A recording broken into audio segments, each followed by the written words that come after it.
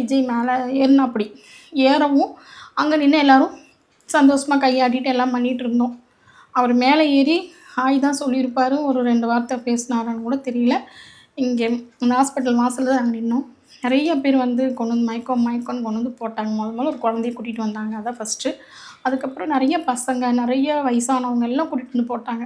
கிட்டத்தட்ட ஒரு 10-15 பேர் கொண்டு வந்து போட்டாங்க அக்ஷயா ஹாஸ்பிட்டலில்.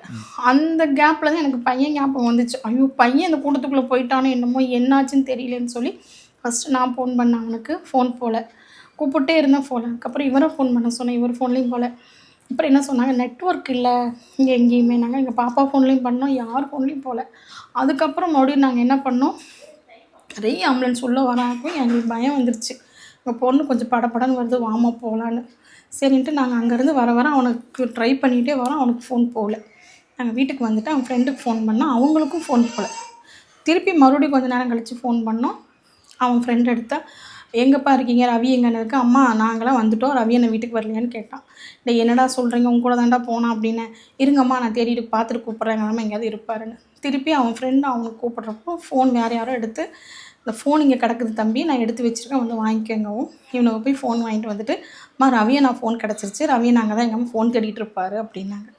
சரின்ட்டு இந்த பையனுக்கு ஒரு இட்லி தாங்க நாங்கள் விட்டணும். அந்த கேப்பில் திருப்பி, அம்மா ரவியை நான் கூட்டத்தில் இல்லை, கூட்டம் கலைஞ்சிருச்சு, கூட்டத்தில் இல்லை, ஹாஸ்பிட்டலில் போய் தேடுறவங்கவும் எங்களுக்கு பயம் வந்துருச்சு. ஏன்னா நிறைய ஆம்புலன்ஸ் கிட்டத்தட்ட போய்கிட்டே இருந்துச்சு. வர போக இன்னும் இவ்வளோ ஆம்புலன்ஸ் எப்படி போகுதுன்னு எங்களுக்கு எல்லாத்துக்குமே ஒரு பதட்டம். ஏன்னா அங்கே தான் எங்கள் வீடு இருந்துச்சு. ஃபஸ்ட்டு அங்கே நாங்கள் குடியிருந்தோம். இப்போ இங்கே வந்து 2 வருஷம் ஆச்சு. அந்த இடத்துல அந்த ஏரியாவில் எவ்வளோ ஆம்புலன்ஸ் போகுது எனக்கு கொஞ்சம் பயம், எல்லாத்துக்குமே பயம். அப்புறம் அதுக்கப்புறம் கொஞ்ச நேரத்தில் என்ன சொன்னால், இங்கே ப்ரைவேட் ஆஸ்பத்திரியில் எங்கேயுமே ரவியை நான் இல்லைம்மா, ஜிஹெச் போகிறோம் நாங்கள். நான் அப்பயே சொல்கிறேன், டே சொல்லுங்கடா அம்மா ஒன்றும் இல்லைம்மா அப்படின்ட்டு போனானுங்க. போய் கொஞ்ச நேரத்துலேயும் மறுபடியும் ஒரு ஃபோன் பண்ணாங்க, அம்மா ரவி என்ன அன்கண்டிஷனில் இருக்காங்க அப்படின்னு. டே பொய் சொல்லாதீங்கடா, நீங்கள் அக்ஷயா ஆஸ்பத்திரியில் கொண்டு வந்து போடுறப்பவே யாருக்கும் உயிர் இருந்துச்சு என்னன்னே தெரில தம்பி. எல்லாம் ஒரு போலீஸ்கார் நெஞ்சு அமுத்துறாரு, தண்ணி தெளிக்கிறாங்க, போட்ட மாதிரி கிடந்தாங்க. சொல்லுங்கடான்னு ஒன்றும் இல்லைம்மா. அடுத்த ஒரு நிமிஷத்தில் ஒரு ஃபோன், அம்மா ரவி என்ன நம்மளை விட்டு போயிட்டான். அதுக்கப்புறம் எங்களுக்கு என்ன பண்ணுறேன்னு தெரில. ஜிஹெச்சுக்கு வானாங்க.